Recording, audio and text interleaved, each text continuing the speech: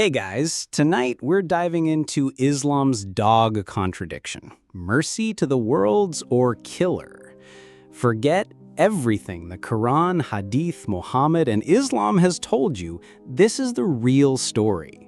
And trust me, you probably wouldn't last a day in 7th century Arabia.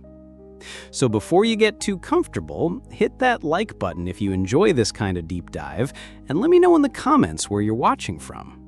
Now put everything aside, don't even think of grabbing a snack, and let's jump in.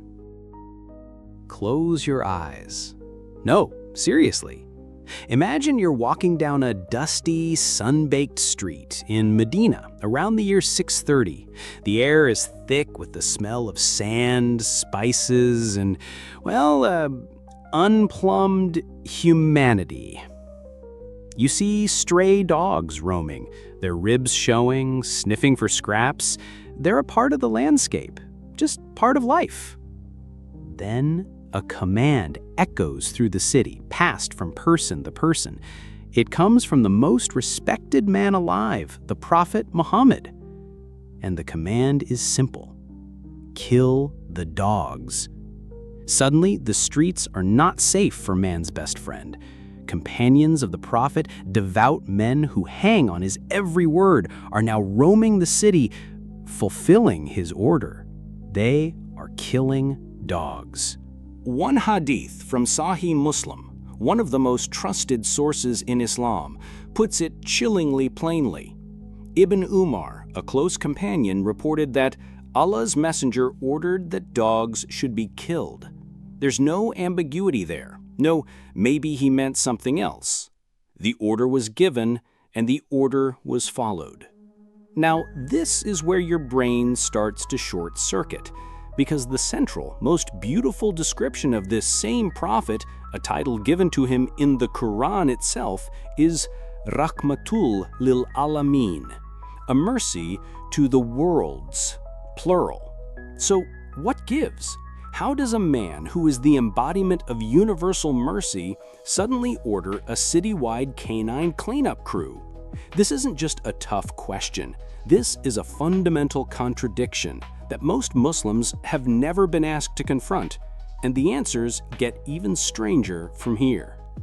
So, you've survived the initial shock. Now, let's look at the evidence, because this story takes a twist. Apparently, after the killing spree was underway, the Prophet had a change of heart. A new hadith, this time from Sunan Abi Dawud, clarifies the revised command.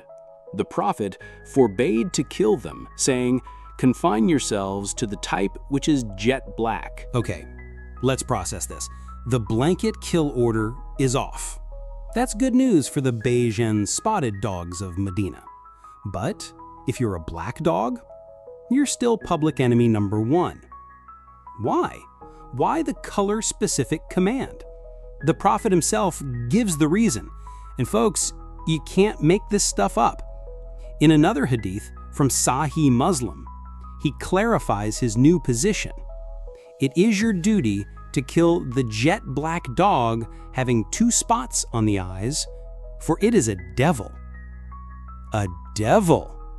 So black dogs, especially those with those little eyebrow-like spots, are literally Satan's little helpers. It's not about rabies, not about aggression, it's about their demonic nature. This raises an uncomfortable question. Does this sound like a man speaking to the divine, or someone making things up as he goes along? What do you guys think? Let me know your honest thoughts in the comments below. And while you're typing, we're going to explore what happens when angels get scared of puppies. So, an angel walks into a prophet's house, except he doesn't, because there's a puppy. You're Muhammad. You're waiting up. You've got a divine appointment scheduled with the Archangel Gabriel. He's not answering his texts. He's totally ghosting you. You're frustrated. You pace around, you throw your staff down. Then, looking around, you spotted, under your bed, a small puppy that had wandered in. When Gabriel finally appears the next day, you ask him, "You promised me, and I sat waiting for you, but you did not come." And Gabriel's reply is the celestial equivalent of, "I can't come over, your dog scares me."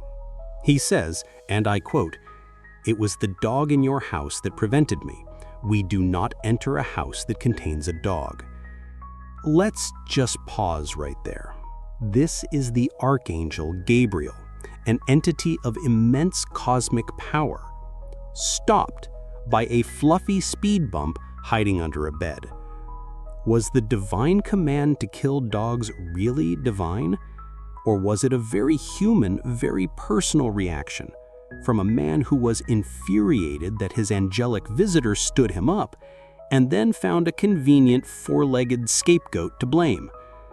Now, you might be thinking, okay, that's a bizarre story from 1400 years ago, who cares? Well, this isn't just ancient history. This mindset has deadly consequences right now in the 21st century. In Morocco, reports of a campaign to kill up to 3 million street dogs. In Turkey, a dog massacre law has led to municipalities hunting them down. In the United Kingdom, the Muslim owner of a rescue called Save a Paw was arrested after the remains of 37 dogs were found. From Iran to Palestine, the stories are horrifyingly similar. Is this a tragic misinterpretation of a peaceful faith? Or is it the logical, brutal outcome of following its foundational texts to the letter? But now, it's time to hear from the defense, because for centuries, Islamic scholars and modern-day Muslims have wrestled with these exact hadiths. Let's dive into the theological toolkit. First up is the big one, a concept called nusk, pronounced nusk, or abrogation. Think of it like a software update. The initial command to kill all dogs, that was version 1.0. A patch was released, version 1.1, which supersedes the old code. Second, context. This was a harsh, unforgiving environment. Packs of feral, possibly rabid dogs could be a legitimate public health crisis. A bite could be a death sentence. The defense argues the order was a cull, born from a need for public safety. And third, the power of metaphor. The argument goes like this. When the prophet called the jet black dog a shaitan or devil, he wasn't being literal. It was ancient Arabian slang for something particularly wild or dangerous. And finally, najis, pronounced najis, ritual impurity. In Islam, dog saliva is considered ritually impure. Angels, being creatures of pure light, are repelled by this. So Gabriel wasn't afraid of the puppy. He was a divine health inspector who refuses to enter a contaminated kitchen. So there you have it. The defense rests its case. Abrogation, public safety, metaphor, and ritual purity. But now, the verdict is up to you. Do these explanations satisfy the fundamental contradiction of a mercy to the worlds ordering a cull on one of his world's creatures? This is what a difficult question truly is. It's about staring into the complex, messy heart of history and faith and deciding for yourself what you see. Thanks for diving deep with me tonight. Hit that subscribe button because we are never afraid to ask the hard questions. And as always, think for yourself.